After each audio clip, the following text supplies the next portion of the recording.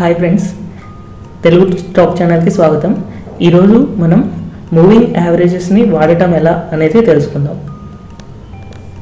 Moving యావరేజెస్కి వెళ్ళే ముందు first candle sticks అంటే ఏంటో చూద్దాము. ఇక్కడ మనకి candle stick chart technical analysis చేసేవాళ్ళు మ్యాక్సిమం అందరూ క్యాండిల్ స్టిక్ చార్ట్స్ ఫాలో అవుతూ ఉంటారు.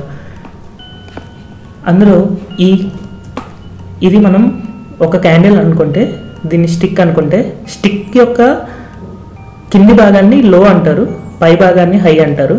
క్యాండిల్ యొక్క ఒకవేళ క్యాండిల్ గ్రీన్ క్యాండిల్ అయితే క్యాండిల్ బేస్ని మనం ఓపెన్ అంటాం, క్యాండిల్ టాప్ని క్లోజ్ అంటాం. సపోజ్ ఒక స్టాక్ ఒకరోజు 100 రూపాయల దగ్గర ఓపెన్ అయింది, 99 రూపాయలకు పడిపోయింది, తర్వాత 105 రూపాయలకు రైజ్ అయింది, దాన్ని హై అంటారు 105, తర్వాత 104 దగ్గర క్లోజ్ అయింది.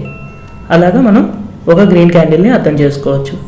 అదే రెడ్ క్యాండిల్ చూసినట్టయితే మళ్ళీ స్టిక్ యొక్క బేస్ని లో, స్టిక్ యొక్క టాప్ని హై అంటారు, క్యాండిల్ యొక్క టాప్ని ఓపెన్ అంటారు, క్యాండిల్ యొక్క బేస్ని క్లోజ్ అంటారు. ఈ విధంగా మనం రెడ్ క్యాండిల్ని అర్థం చేసుకోవచ్చు. ఇప్పుడు మూవింగ్ యావరేజ్ అనేది నెంబర్ ఆఫ్ డేస్ బట్టి దాన్ని simple moving average, exponential moving average అని రెండు ఉంటాయి. ఆ రెండు జనరల్గా క్లోజ్కి యావరేజ్ తీసి ఆ యావరేజ్ ఒక లైన్ ద్వారా మూవింగ్ యావరేజ్ని మనం రిప్రజెంట్ చేయడం జరుగుతుంది. ఈ మూవింగ్ యావరేజ్ జనరల్గా ఎవరైనా స్టాక్స్ కొనాలి అనుకుంటే ఈ మూవింగ్ యావరేజెస్ యొక్క క్రాస్ ఓవర్స్ దగ్గర స్టాక్ కొంటూ ఉంటారు. కానీ ఈ మూవింగ్ యావరేజ్ క్రాస్ ఓవర్ అనేది లాగింగ్ ఇండికేటర్ అంటారు, అంటే నిదానంగా పనిచేసే ఇండికేటర్ అంటారు. ఇక్కడ చూడండి, ఈ క్రాస్ ఓవర్ అయ్యే టైంకి ఆల్రెడీ స్టాక్ అనేది చాలా పెరిగిపోయింది. ఈ టైంలో కొనాలా వద్దా అనే సందేహంలో ఉంటాం, కొన్నిసార్లు ఇక్కడ నుంచి మళ్ళీ పడిపోవచ్చు కూడా. అందుకని ఈ మూవింగ్ యావరేజ్ క్రాస్ ఓవర్ అనేది ఎప్పుడైనా లాగింగ్ ఇండికేటర్, అంటే నిదానంగా పనిచేస్తుందని, ఎప్పుడు కరెక్ట్గా యూజ్ చేయాలి అనేది కరెక్ట్గా ఐడియా ఉండదు. అందుకని మూవింగ్ యావరేజ్ని కరెక్ట్గా ఎలా యూజ్ చేసుకోవాలి అనేది తెలుసుకుందాం. కామన్లీ యూజ్డ్ మూవింగ్ యావరేజెస్ అంటే అధికంగా వాడే మూవింగ్ యావరేజెస్ ఏంటి? 10-day exponential moving average, 30-day simple moving average, 50-day simple moving average, 200-day simple moving average. ఈ నాలుగిటిని మనం స్టాక్ మార్కెట్లో ఎక్కువగా యూజ్ చేస్తూ ఉంటాము. సో వీటిని ఎలా యూజ్ చేయాలి అనేది మనం ప్రాక్టికల్గా నేర్చుకుందాం. ఈ మూవింగ్ యావరేజెస్ని క్లియర్గా చూపించడానికి నేను charting.com యూజ్ చేస్తాను. charting.comలో మీకు తమిళనాడు పెట్రోది ఎగ్జాంపుల్ చూపిస్తాను మీకు ఇప్పుడు.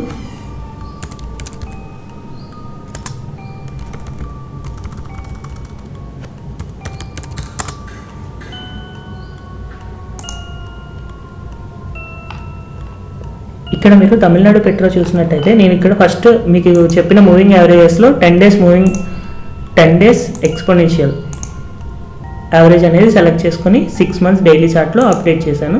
అప్డేట్ చేస్తే చార్ట్ ఇలా వచ్చింది. చార్ట్ ఇలా వచ్చినప్పుడు ఇక్కడ చూసారా, ఎప్పుడైతే స్టాక్ అనేది 30 to 40% ర్యాలీ అవుతుంది, అంటే 30 to 40% ఒకేసారి పెరుగుతుంది. ఇప్పుడు ఇక్కడ 36 రూపాయలు ఉంది స్టాక్ వాల్యూ. 36 రూపాయల నుంచి దగ్గర 50 రూపాయల వరకు వెళ్ళింది, అంటే 35% ఇంక్రీజ్ అయింది.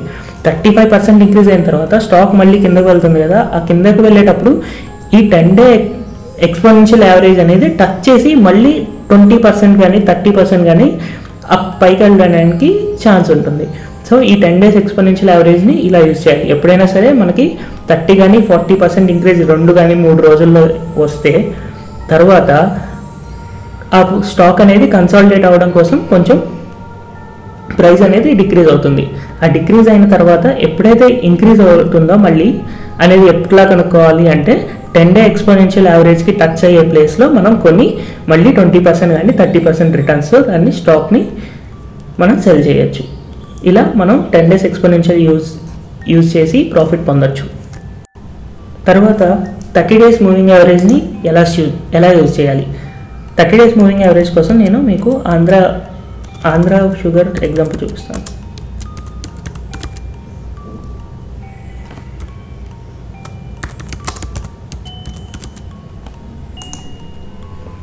ఆంధ్ర షుగర్ లిమిటెడ్లో మూవింగ్ యావరేజెస్కి వెళ్ళి 10 days తీసేస్తున్నాను. 30 days moving average chart update చేస్తే ఎప్పుడైనా స్టాక్ ర్యాలీ అయినప్పుడు తర్వాత 30 days మూవింగ్ యావరేజ్ టచ్ అయిన తర్వాత మళ్ళీ పైకి వెళ్ళడానికి ఛాన్స్ ఉంటుంది. ఇక్కడ స్టాక్ 20% ర్యాలీ అయింది, 20% ర్యాలీ అయ్యి 30 days ఎక్స్పోనెన్షియల్ యావరేజ్ టచ్ అయింది, మూవ్ అయింది.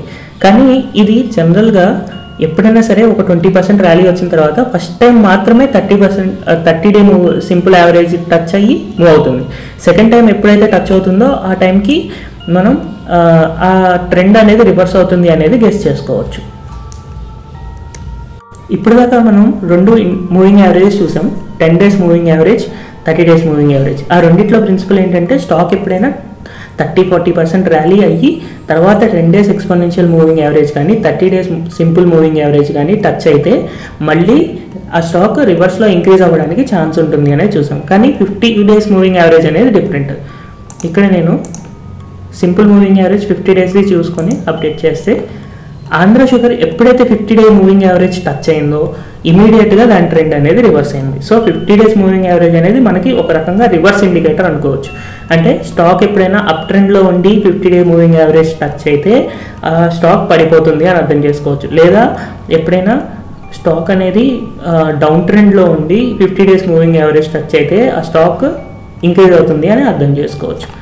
సపోజ్ 50 day మూవింగ్ యావరేజ్కి ఇంకొక ఎగ్జాంపుల్ కూడా చూద్దాం. TCS చూడండి, ఇక్కడ అప్ ట్రెండ్లో ఉంది, 50 day మూవింగ్ యావరేజ్ టచ్ అవ్వగానే కిందకి వెళ్ళిపోయింది. డౌన్ ట్రెండ్లో ఉంది, 50 day మూవింగ్ యావరేజ్ టచ్ అవ్వగానే పైకి వెళ్ళింది. నెక్స్ట్ మళ్ళీ 50 day మూవింగ్ యావరేజ్ టచ్ అయింది, కిందకి వచ్చింది. 50 day మూవింగ్ యావరేజ్ టచ్ అయింది, పైకి వెళ్ళింది. ఇలాగా రిపీట్ అవుతూ ఉంటుంది. 50 day మూవింగ్ యావరేజ్ని మనం ఇలా యూజ్ చేసుకోవాలి. ఇప్పుడు మనం 200 day మూవింగ్ యావరేజ్ గురించి చూద్దాం. 200 day మూవింగ్ యావరేజ్ కోసం నేను మీకు సన్ ఫార్మా ఎగ్జాంపుల్ చూపిస్తున్నాను.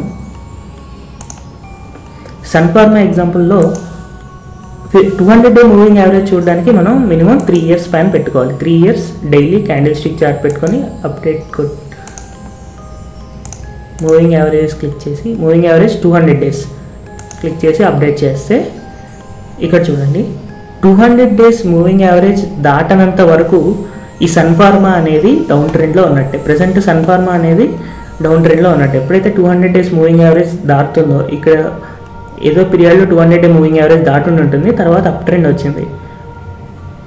అలాగే ఇక్కడ ఎప్పుడు క్లియర్గా 200 day మూవింగ్ యావరేజ్ అనేది దాటలేదు. అందుకని సన్ ఫార్మా అనేది క్లియర్గా డౌన్ ట్రెండ్లో ఉంది, లాంగ్ పీరియడ్లో డౌన్ ట్రెండ్లో ఉంది అనేది మనం అర్థం చేసుకోవచ్చు. మనం ఏదైతే ఈ 10 day ఎక్స్పోనెన్షియల్ మూవింగ్ యావరేజ్ కానీ 30 day కానీ 50 day కానీ అనేది మనం షార్ట్ టర్మ్ కోసం యూజ్ చేసుకుంటాం. కానీ ఈ 200 day మూవింగ్ యావరేజ్ వచ్చేసి మనం లాంగ్ టర్మ్ కోసం యూజ్ చేస్తాం. సో ఇప్పుడు ఈ 200 day మూవింగ్ యావరేజ్ వల్ల సన్ ఫార్మా అనేది డౌన్ ట్రెండ్లో అనేది నాకు అర్థమవుతుంది. సో ఆ స్టాక్ని టచ్ చేయకపోవడం బెటర్. సపోజ్ నేను రిలయన్స్ మీకు చూపిస్తాను example. Reliance industries 3 years daily moving average వచ్చేసి 200 సెలెక్ట్ చేసుకున్నప్పుడు రిలయన్స్ ఇండస్ట్రీస్ ఎప్పుడు 200 day మూవింగ్ యావరేజ్ చుట్టూ తిరుగుతుంది. ఇక్కడ చాలా గ్యాప్ వచ్చింది, చాలా ఇంక్రీజ్ అయింది. సో 200 day మూవింగ్ యావరేజ్కి ఎంత దూరంగా ఉంటే అంత మంచిది. పైన 200 day మూవింగ్ యావరేజ్ పైన ఉంటే అప్ ట్రెండ్లో ఉన్నట్టు, కింద ఉంటే డౌన్ ట్రెండ్లో ఉన్నట్టు. పైన చాలా దూరంలో ఉంది కాబట్టి రిలయన్స్ ఇండస్ట్రీస్ అనేది లాంగ్ టర్మ్లో అప్ ట్రెండ్లో ఉంది అనేది మనం అర్థం చేసుకోవచ్చు. ఈ విధంగా మనం 10 days ఎక్స్పోనెన్షియల్ మూవింగ్ యావరేజ్ కానీ 30 day కానీ 50 day కానీ 200 day మూవింగ్ యావరేజ్ యూజ్ చేసుకొని కొన్నేమో ట్రెండ్స్ కోసం యూజ్ చేస్తాం, కొన్నేమో రివర్సల్ ఏదైతే కిందకి వస్తున్నప్పుడు టచ్ అయ్యి పైకి వెళ్తుంది అనేది యూజ్ చేసుకోవచ్చు. 10 and 50 day moving 10 and 30 day moving averages. ఈ 50 day and 200 day మాత్రం రివర్సల్స్ కింద యూజ్ చేసుకోవచ్చు. మీకు కనుక ఈ వీడియో మీద ఇంకా ఏమైనా సందేహాలు ఉంటే ఈ యూట్యూబ్లో కింద కమెంట్ చేయండి, లేదా నా వాట్సాప్ నెంబర్ టెలిగ్రామ్ నెంబర్ ఈ 9505684685కి మీరు మెసేజ్ చేస్తే నేను దానికి రిప్లై ఇవ్వగలను. ఇంకా మీరు ఏదైనా ఇటువంటి టెక్నికల్ అనాలిసిస్ కానీ ఫండమెంటల్ అనాలిసిస్ కానీ trader psychology consistent profit techniques నేర్చుకోవాలి అనుకుంటే మీరు నా ట్రేడర్ మెంటీ ప్రోగ్రామ్లో జాయిన్ అవ్వచ్చు. దాని ఫీజ్ మరియు ఇతర విషయాల గురించి కనుక్కోవడం కోసం మీరు నా వాట్సాప్ నెంబర్కి మెసేజ్ చేయొచ్చు. Thank you for watching my video.